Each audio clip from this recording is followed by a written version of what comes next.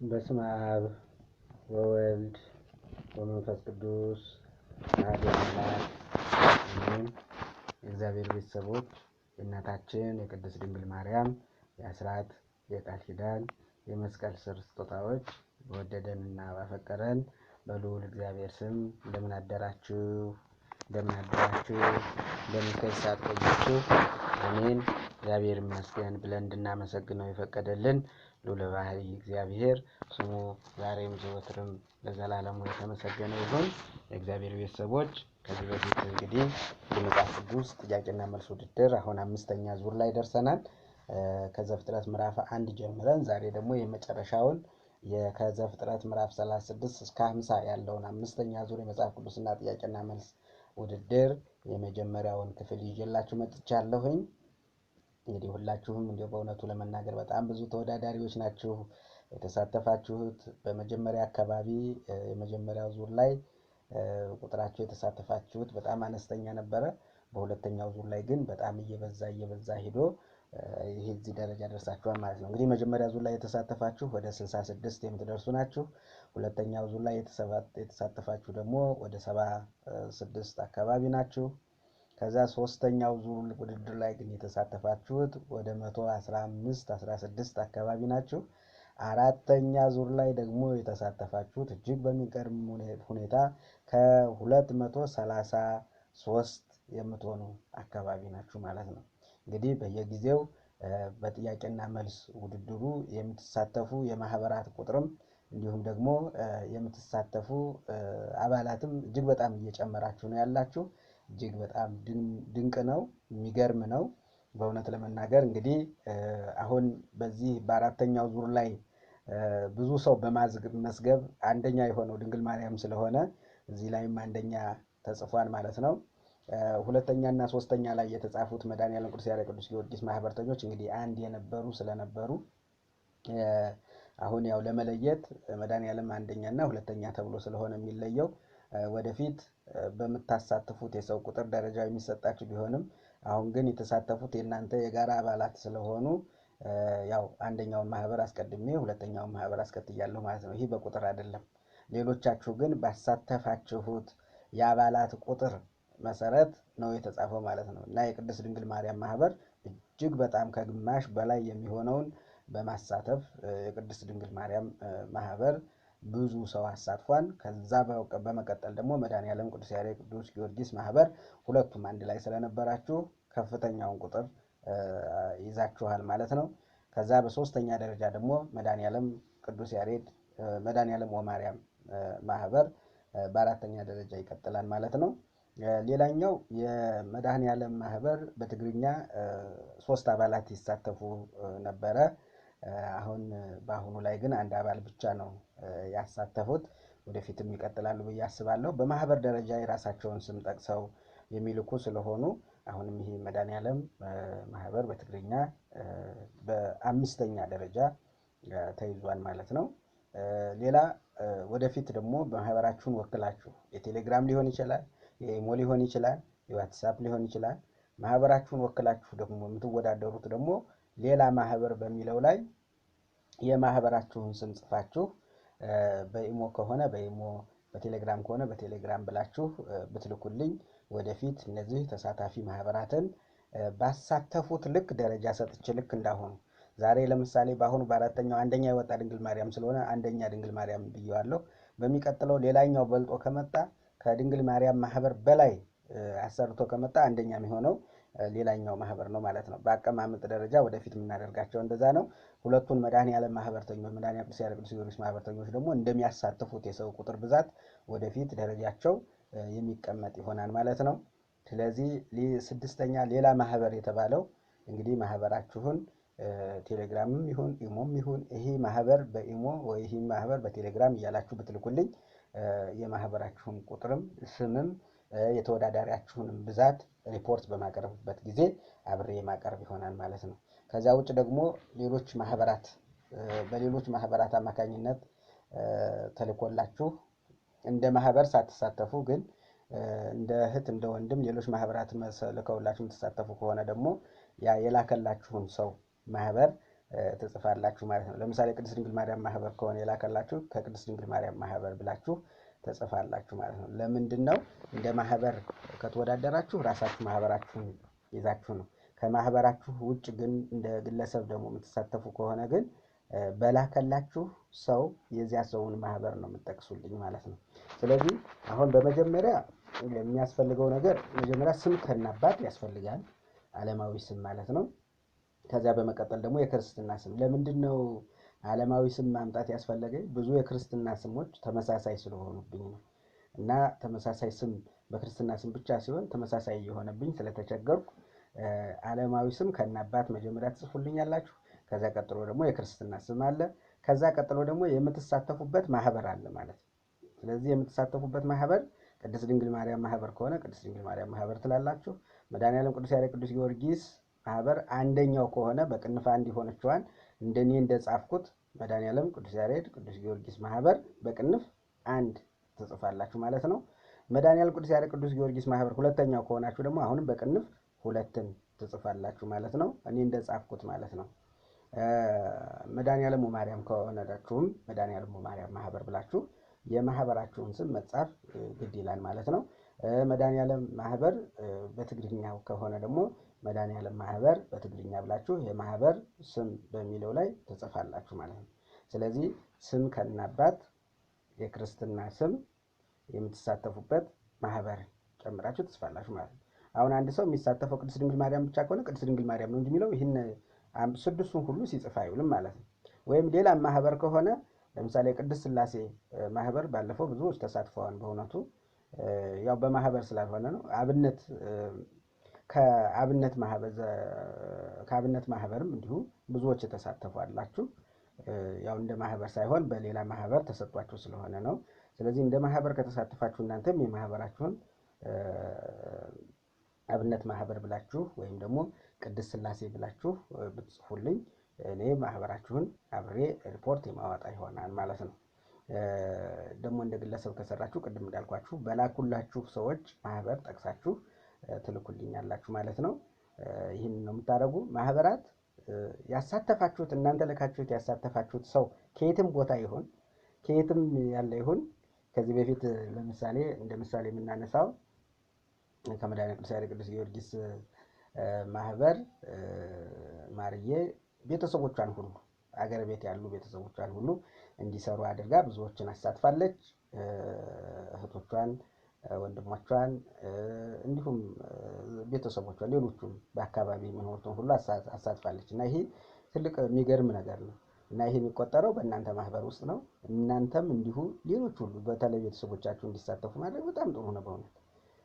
ነገ ከነገ ወዲያ ቤተሰቦቻችን መማራቸው ማወቃቸው ለእኛ ነው የሚጠቅመው። ያልተማረ ቤተሰብ የተማረን ቤተሰብ እንደፈለገ እንዳይንቀሳቀስ ስለሚያደርገው ቤተሰብንም እንዲሁ ማስተማር፣ ከቤተሰብ ውጭ ያሉ ደግሞ የምታውቋቸው እህት ወንድሞቻችሁ እንደው በመንፈሳዊ ማህበርም ያልታቀፉ ካሉ እንዲሰሩ እንዲያነቡ አበረታቷቸው። በእውነት መስራት አለባቸው፣ ማንበብ አለባቸው። በእውነት ቃል እግዚአብሔር ነው። ለዓለማዊው ነገር ስንት ነገር ስናደርግ ይገዋል። ለመንፈሳዊ ነገር ትንሽ ጊዜ ማጣት የለብንም። በእውነት የእግዚአብሔር ቤተሰቦች እኔ ጥያቄው ብዙ ነው፣ የጥያቄው ወጣበት ክፍል ሰፊ ነው እያላችሁ ወደኋላ እንዳትሉ። ይሄ ቃል እግዚአብሔር ነው። ለእግዚአብሔር ጊዜ ልናጣ አይገባንም። ይህን ያህል ጊዜ ይህን ያህል ዓመት እንድንኖር ጊዜ የሰጠን እግዚአብሔር ነው። ይህን ያህል ዓመትና እድሜ ለሰጠን እግዚአብሔር ጥቂት ሰዓት መስጠት በእውነት ጊዜ የለኝም እንዳንል አደራ ላለሁ። በእውነቱ አደራ ላለሁኝ መስራት አለብን። አሁን ዓላማው ምንድን ነው? የዚህ ወደፊት ጥያቄና መልሱ በጣም እንትን እያለ መሄድ ነው፣ እየከበደ መሄድ ነው። አሁን ግን ለጊዜው ግን ምንድን ነው መጽሐፍ ቅዱስን ማንበብ መማር ነው። በቃ የመጽሐፍ ቅዱስ የማንበብ ፍላጎት እንዲኖረን ማድረግ ነው። ከመጽሐፍ ቅዱስ ጋር ማስተዋወቅ ነው። ሰው ከመጽሐፍ ቅዱስ ጋር ከተዋወቀ በኋላ የቃል ጥያቄ ወደፊት እንዲሁ በቃል የሚመለሱ ጥያቄዎችን ወደፊት እናወጣለን። አሁን ግን አንብቦ ደጋግሞ እያነበቡ እንዲሰሩ ነው የምንፈልገው። ስለዚህ ይህንን ደግሞ ለማድረግ ወደኋላ እንዳትሉ በደንብ አንቡ። በእውነት በአሁኑ ላይ ወደ 9 የሚሆኑ ኤ ፕላስ 100 ያመጡ ነው። ኤ ፕላስ አይደለም በእውነቱ ኤ ፕላስ በአሁኑ ላይ እጅግ በጣም ብዙ ነው በእውነቱ። ኤ ፕላስ የመጣው በጣም ብዙ ናቸው። እንግዲህ ግሬድ ይሰጠዋል እንደምታውቁት ከ95 በላይ ኤ ፕላስ ነው። ከ90 እስከ 95 ያለው ከ95 እስከ 94.99 ያለው ደግሞ ኤ ነው። ከዛ በኋላ ከ85 ጀምሮ ያለው ደግሞ እስከ 89.99 ያለው ደግሞ የኤ ማይነስ ይሆናል ማለት ነው። ከዛ በኋላ ቢ ፕላስ ይመጣል። እንዲህ እያለ ነው ግሬድ የሚሰጠው ማለት ነው። እና ከ50 በላይ ያመጣ ሰው ሲ ነው። ማለፊያው 50 ስለሆነ 50 በላይ ያመጣ ሰው ስሙ ዝርዝር ውስጥ ይጠራል። ከ50 በታች ያመጡ ሰዎችን ግን ወደፊት ተፈትነው ተወዳድረው ድጋሜ ከዛ በላይ ማምጣት ስላለባቸው ስማቸው አይጠራም ማለት ነው። ከ50 በላይ ውጤት ማምጣት የምትችሉ ልጆች ናችሁ፣ ግን ስማችሁ ሳይጠራ የቀራችሁ ካላችሁ በጣም ከይቅርታ ጋራ ስማችሁን ነግራችሁኝ እንደገና ስማችሁን አስተካክዬ ማመጣ ይሆናል ማለት ነው። እና ለዚህ በጣም ነው የማመሰግነው። እግዚአብሔር ያክብርልኝ፣ እግዚአብሔር ይስጥልኝ። ብዙዎቻችሁ ካረምኩት በኋላም በብዙ መንገድ አስተካክላችሁኛል። በተለይ የእርማት የመጽሐፍ ቅዱስ ጥያቄና ውድድር የእርማት ኮሚቴ አባላት የሆናችሁ በጣም በብዙ አግዛችሁኛል። ከዛ በተጨማሪ ደግሞ መጽሐፍ ቅዱስ ጥናቱን ግልጽ እንዲሆንላችሁ በቪዲዮ አንዳንድ ሰዎች በጽሁፍ ላትችሉ ትችላላችሁ እና በድምጽ እንድትልኩ ከማሰብ አንፃር ቪዲዮውን አዳምጣችሁ በድምጽ ራሱ ብትልኩ ወደ የኔ እንግዲህ ቴሌግራሜን እለቅላችኋለሁ ወይ በድምጽም ቢሆን እነግራችኋለሁ እና በዚያ ቴሌግራም ቁጥር ሴቭ አድርጋችሁ ወደዚያ በድምጽ ብትልኩልኝ እኔ የድምጹንም የሚያግዙኝ እህቶችና ወንድሞች ስላሉ በድምጹንም መቀየር ይሆናል ማለት ነው። ስለዚህ በድምጽ መሳተፍ ይቻላል፣ በጽሁፍም ይቻላል። በድምጽ ግን የምትሳተፉት ግን ጽሁፍ ማትችሉና ማትችሉ ብቻ ናችሁ። ከዛ ውጭ አይቻልም። ግን ከናንያው ጽሁፍም ማትችሉ ከሆናችሁ ግን በረከት መሳተፍ ስላለባችሁ በኦዲዮ የተለቀቀው ወይ በድምጽ የተለቀቀውን እሱን በደንብ አዳምጣችሁ እዚህም ደግሞ ድምጽም ጽሁፍም ያለው ስለሆነ ድምጹንም ይሄ ጥያቄውን እያዳመጣችሁ አንደኛው ይሄ፣ ሁለተኛው ይሄ፣ ሶስተኛው ይሄ እያላችሁ በድምጽ መላክ ትችላላችሁ። ለማን ነው? ጽሁፍ ለማትችሉ ማለት ነው። መጽሐፍ ለማትችሉ ሰዎች እንድትሳተፉ ታስቦ ነው እና በእውነቱ በየጊዜው የመጽሐፍ ቅዱስ ጥያቄና መልስ ውድድሩ በጣም የተጧጧፈ ነው። በጣም የሚገርም ነው። በጣም ቁጥራችሁ እጅግ በጣም እየጨመረ ነው የሄደውና አሁንም ሁሉም ማህበራት ኦንላይን ላይ ያሉ ማህበራት ተሳታፊ እንዲሆኑ ሼር፣ ላይክ እና ሰብስክራይብ እያደረጋችሁ ለብዙዎች እንዲደርስ ብታደርጉት በቀላሉ መጽሐፍ ቅዱስን በየጊዜው ትንሽ ትንሽ እያነበቡ የመጽሐፍ ቅዱስን የማንበቡ ፍላጎት፣ መጽሐፍ ቅዱስን የመረዳቱ አቅም፣ መጽሐፍ ቅዱስን አንቦ በረከት የማግኘት እድሉ ከፍ ያለ ነው ማለት ነው። እኔ አንዳንዴ ጥያቄውን ሰርቶ ትልቅ ነጥብ ማምጣት በእውነት መልካም ነገር ነው፣ ጥሩ ነው፣ ደስ የሚላል። ግን ትንሽ ነጥብ ስታመጡ ደግሞ ተስፋ የምትቆርጡ ሰዎች እንዳትኖሩ አደራ እላለሁ። ለምን መሰላችሁ? በመጀመሪያ የዚህ እንትን ዓላማው መጀመሪያ መጽሐፍ ቅዱስን አንበን በረከት ማግኘት ነው። በቃ የመጀመሪያው ማለት ነው። መጽሐፍ ቅዱስን አንበን የመጽሐፍ ቅዱስ የማንበብ ፍላጎት እንዲኖረን ማድረግ ነው የመጀመሪያውና ትልቁ ዓላማ። ይህንን ካሳካችሁ ነጥባችሁ ዝቅ ቢልም ቅር ሊላችሁ አይገባም። ለምን? በረከቱን በምንም ሊለካ የማይችለውን የእግዚአብሔርን በረከት አግኝታችኋል። መጽሐፍ ቅዱስ ማንበብ ቡራኬን ማግኘት ነው፣ በረከትን ማግኘት ነው እና ተባርካችኋል ማለት ነው። መጽሐፍ ቅዱስን አንባችሁ በረከት አግኝታችኋል፣ ተባርካችኋል። ከዛ በተጨማሪ ደግሞ ዕውቀትም አግኝታችኋል። ሙሉ እኔ ያወጣኋቸው ጥቂት ጥያቄዎች ስለሆኑ ነው እንጂ ሙሉ ጥያቄ ሙሉ በሙሉ ቢወጣ እናንተ ብዙ አንባችኋል ማለት ነው። ስለዚህ እንዳላነበባችሁ እንዳልተረዳችሁ አድርጋችሁ እንዳታዩት ነው። ሌላው ደግሞ ይሄ አምስተኛው ዙር ነው። እንግዲህ የመጀመሪያው አምስተኛ ዙር ደረጃ ሰጥቼ ተመሳሳይ ውጤት ነጥብ ያመጡትን ሰዎች እንግዲህ ከ1 እስከ 3 ያለውን የሚሸልም ይሆናል ማለት ነው። እውነት ለመናገር ሽልማቱ ሰማያዊ በረከት እንጂ ምድራዊ አይደለም። ግን መንፈሳዊ ሽልማት እንደው ጥቂትዬም ብትሆን ደግሞ አንደኛ የከሌ፣ ሁለተኛ የከሌ፣ ሶስተኛ የከሌ ተብሎ ይሰጣል ማለት ነው። እና ይህንን ከሰራችሁ በኋላ እኩል ነጥብ ያመጣችሁ ካላችሁ እኩል ነጥብ ያመጣችሁትን እናንተን እንዲሁ ቀጥታ ስርጭት ላይ ውድድር እንድትወዳደሩ ይሆናል ማለት ነው። ቀጥታ ስርጭት ላይ እኩል ነጥብ ያመጣችሁ ከ1 እስከ 3 ለመለየት የሚያስቸግር ከሆነ ቀጥታ ወዲያው ይጠየቃላችሁ፣ ወዲያው ትመልሳላችሁ። በዚህ መንገድ የምትወዳደሩና መለያ የሚሆን ይሆናል ማለት ነው። ግን ስለዚህ አሁን የዘፍጥረትን የመጨረሻው ክፍል ስለሆነ ወደፊት 3-4 መጻሕፍትን ስንጨርስ ውድድር እያወዳደርን እንቀጥላለን። ግሬድም እየተሰጠ ይሄዳል።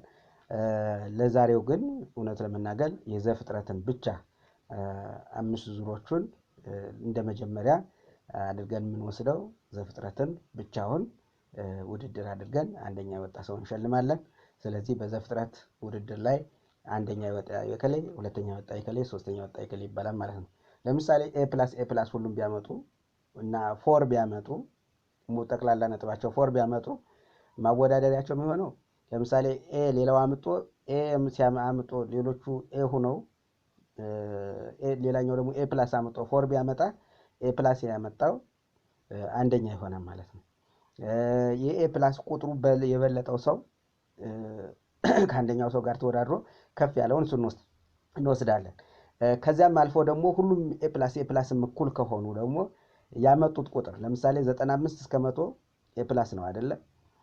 ያመጡት ለምሳሌ 99 አምጦ ኤ+ ያመጣ 100 አምጦ ኤ+ ያመጣና 95 አምጦ ኤ+ ያመጣ እኩል ስለማይሆን ወደ ያገኙት ነጥብ እንሄዳለን ማለት ነው።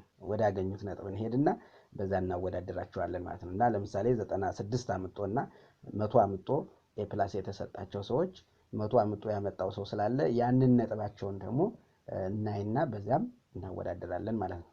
ስለዚህ መጀመሪያ በግሬድ ነው 4 ያመጣ ብለን እናየዋለን።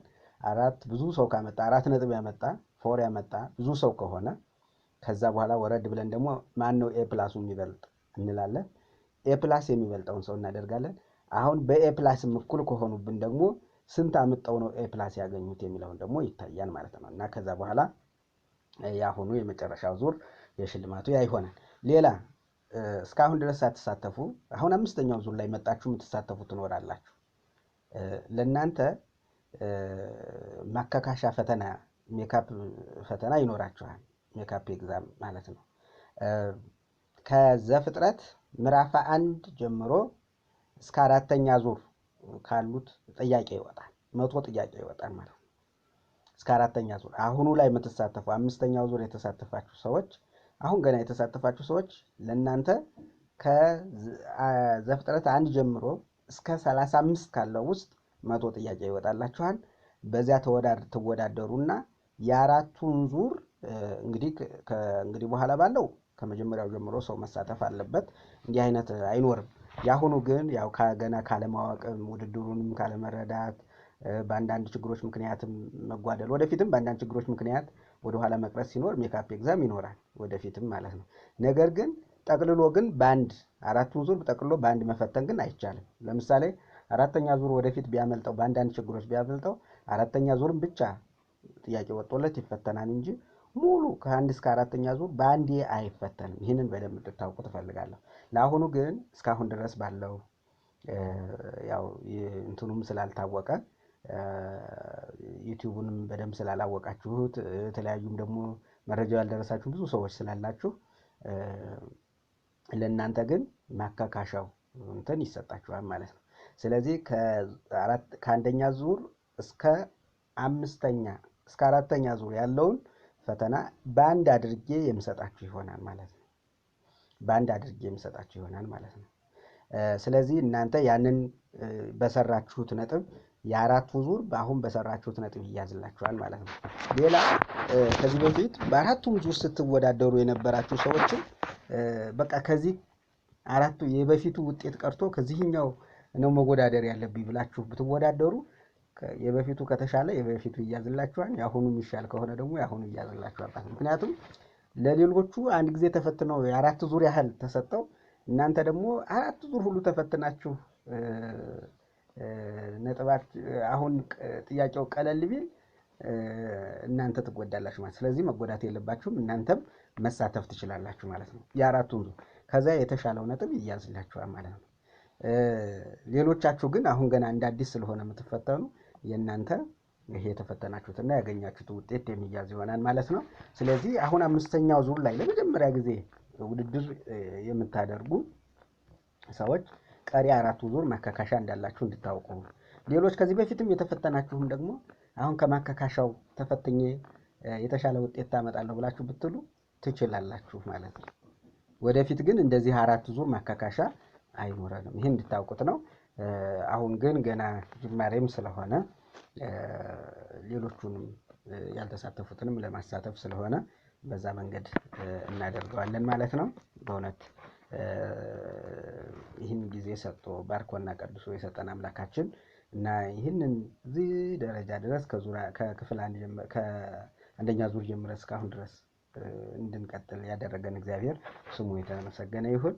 በእውነት ምልጃዋ ጸሎቷ ያልተለየን እናታችን ቅድስት ድንግል ማርያም እግዚአብሔር ባከበራት መጠን ምልጃዋ ሁሉ ጊዜ ከኛ ጋር የሆነ እናታችን ባለንበት በጭንቀት ሁሉ የምትደርስልን እናታችን እግዚአብሔር ባከበራት መጠን ክብርና ምስጋና ይድረሳት። ቅዱሳን ሁሉ በእውነት እግዚአብሔር ባከበራቸው መጠን እኛ ቅዱሳንን ልናከብር አንችልም። እግዚአብሔር ያከበረውን ምን ክብር እንሰጣለንና እግዚአብሔር ባከበራቸው መጠን ሁሉ ክብርና ምስጋና ይድረሳቸው እላለሁኝ።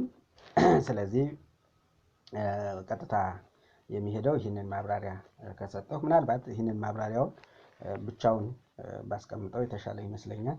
ማብራሪያ ስለሆነ ማለት ነው። ግልጽ ያልሆኑ ነገሮች ካሉ ደግሞ በኮሜንት ብትጽፉልኝ የማብራሪያ ይሆናል ማለት ነው። ግልጽ ያልሆነ ነገር ካለ ኮሜንት ላይ ጻፉልኝ፣ አብራራለሁ። ስለዚህ ወደ ክፍል 1 ከመሄዴ በፊት